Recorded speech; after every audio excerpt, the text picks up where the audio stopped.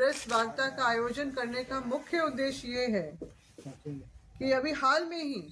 19 जनवरी 2024 को भाजपा के वरिष्ठ नेता, झारखंड विधानसभा में नेता प्रतिपक्ष, पूर्व मुख्यमंत्री माननीय श्री बाबूलाल मरांडी जी की तरफ से एक स्टेटमेंट छपा था, जिसमें उन्होंने घोषणा की थी कि 11 फरवरी 2024 को रांची राजधानी में एक विशाल जनजातीय सम्मेलन का आयोजन किया जाएगा, जिसमें लगभग उनका था कहना कि इसमें 1 लाख के तकरीबन आदिवासी जो हैं देश के विभिन्न प्रांतों से यहाँ पर उपस्थित होंगे। ये जानने समझने के लिए कि भाजपा ने और वर्तमान प्रधानमंत्री नरेंद्र मोदी जी ने आदिवासी हित में कौन कौन से काम किए हैं, तो उन्होंने उसमें एक सूची भी टैग की है, जिसमें उन्होंने सर्वप्रथम तो ये दर्शाया है कि किस तरह से भाजपा ने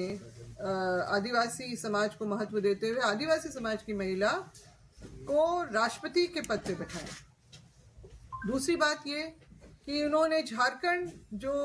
अलग राज्य का जो गठन हुआ उसका भी श्रेय लिया। तीसरा, आदिवासी मंत्रालय का गठन करना।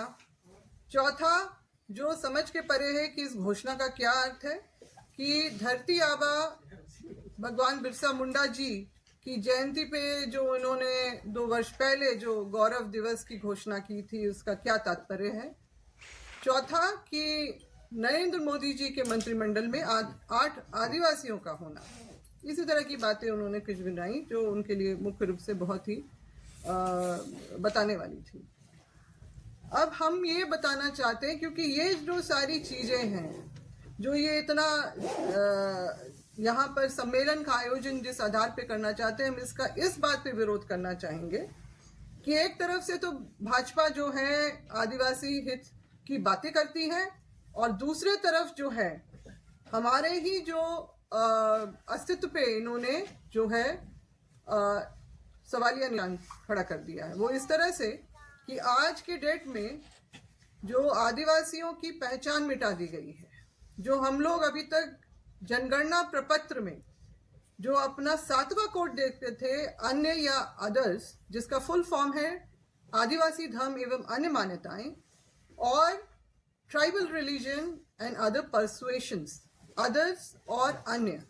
का जो हमें कोड मिला था आज़ादी के बाद 1951 से जो हमारे लिए रखा गया था, जिसमें देश भर के आदिवासी जो विभिन्न समुदाय में हैं और विभिन्न अपने जो तौर तरीके से विभिन्न प्रांतों में वास करते हैं, उनके लिए जो है ये दिया गया था ताकि वो सब अपनी आस्था के अनुसार उसमें अपनी पहचान दर्ज कर सके। और इसी तरह से 1951 से लेके 2011 तक ये कोड कॉलम हमारे पास में था, जिसके अंतर्गत उस वर्ष की रिपोर्ट के अनुसार लगभग 50 लाख के तकरीबन जो है आदिवासियों ने अपनी जो है धार्मिक आस्था के अनुसार सरना में अपनी पहचान दर्ज करवाई थी। अब मैं यहाँ आपको बताना चाहती हूँ कि इस तरह का ये सारा जो व्यवस्था हमें हमारे अपने गौरवशाली इतिहास के बदौलत, जो अंग्रेजों ने भी हमें अलग कॉलम कोड में रख के किया था, हमारे क्षेत्रों को अनुसूचित क्षेत्र के बतौर चिन्हित किया था, साथ में ही गवर्नमेंट ऑफ इंडिया एक्ट 1918 और 1935 में भी इस बातों का उल्लेख किया गया था कि इन क्षेत्रों में जो है देश के चलने वाला कोई भी कानून लागू नहीं होगा। और अब हम लोग देखते हैं कि वर्तमान समय में जिस तरह से सरकार ने हमारा ये कॉलम कोड हटा दिया है, जिसका प्रमाण ये है कि जो 2021 का जो जनगणना प्रपत्र जो प्रपोज्ड सेंसस के लिए जो इन्होंने छपवाया था, उसमें ही हमारे कोड को हटा दिया गया है। कुल मिला के 7 कोड थे,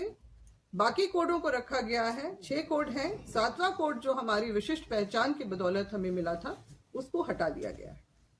तो अब मैं थोड़ा पीछे इतिहास में जाना चाहूंगी कि 1994 में आरएसएस का हेडक्वार्टर जो नागपुर में है, वहां पर 2 दिवसीय अधिवेशन हुआ था, और जिसमें ये बात एजेंडा जो बना था उसमें था कि पहला नंबर 1 बिना लाग लपेट के इन्होंने एजेंडा बनाया था नंबर 1 आदिवासियत को खत्म करना, नंबर 2 जो है संपूर्ण हिंदू राष्ट्र बनाना। तो ये उसी का ही जो है हम लोग देख रहे हैं कि किस तरह से इन्होंने उस एजेंडे को जो है तकरीबन 20 साल बाद अपना शुरू किया। 2014 में हमने देखा जिस तरह से चर्च पे हमले शुरू हुए, 2015 में मॉब लिंचिंग मुसलमानों के ऊपर हुई, और 2016 में सीधा सरना सनातनी एक है यानी कि आदिवासी हिंदू है, इस बात का नारा लगाया गया। और उसके बाद ही जो ये आरएसएस के प्रमुख मोहन भागवत जी ने इस बात की घोषणा की थी, और उन्होंने ये भी कहा था कि आदिवासी हिंदू है तो वो उसको अलग से कॉलम कोड क्यों।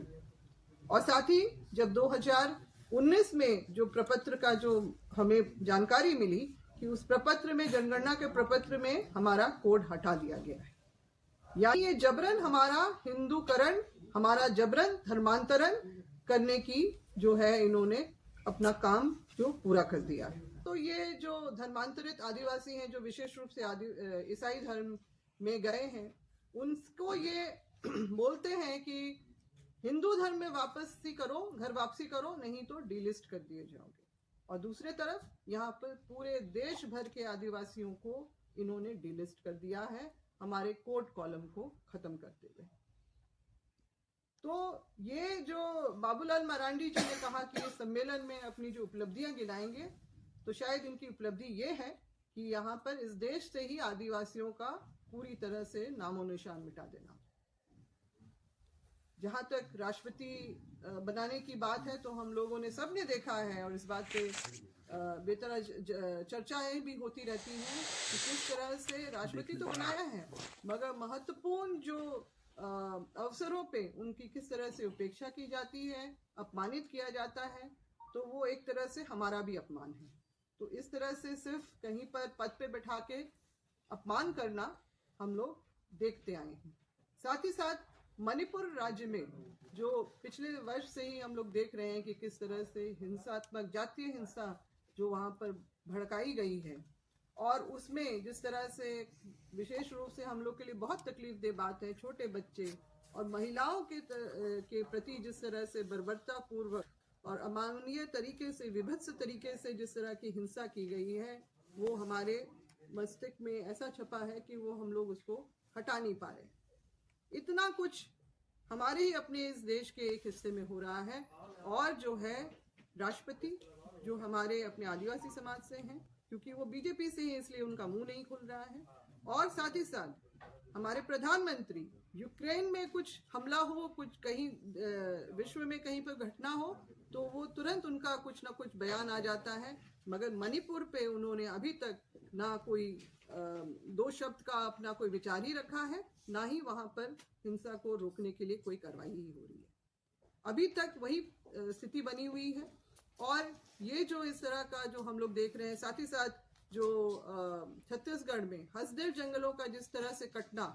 हम लोग देख रहे हैं कि उसका कितना विरोध हो रहा है। आदिवासी सिर्फ वहीं के जो निवासी हैं, स्थानीय निवासी हैं, उनके अलावा देश भर के आदिवासी इस पे विरोध अपना प्रकट कर रहे हैं, और उसके बावजूद भी वहां पर जो हसदेव को काटने की कहीं से भी कोई कयावत नहीं हम लोग को नजर आ रही है। उल्टे जो है बड़ी तेजी से जो 300 हेक्टेयर की जो जमीन थी, उसमें मेरे ख्याल से मात्र कुछ अभी थोड़ी सी ही भूमि अभी बची होगी। तो इस तरह से जो हमारे अपने नैसर्गिक, जो हमारा अपना जो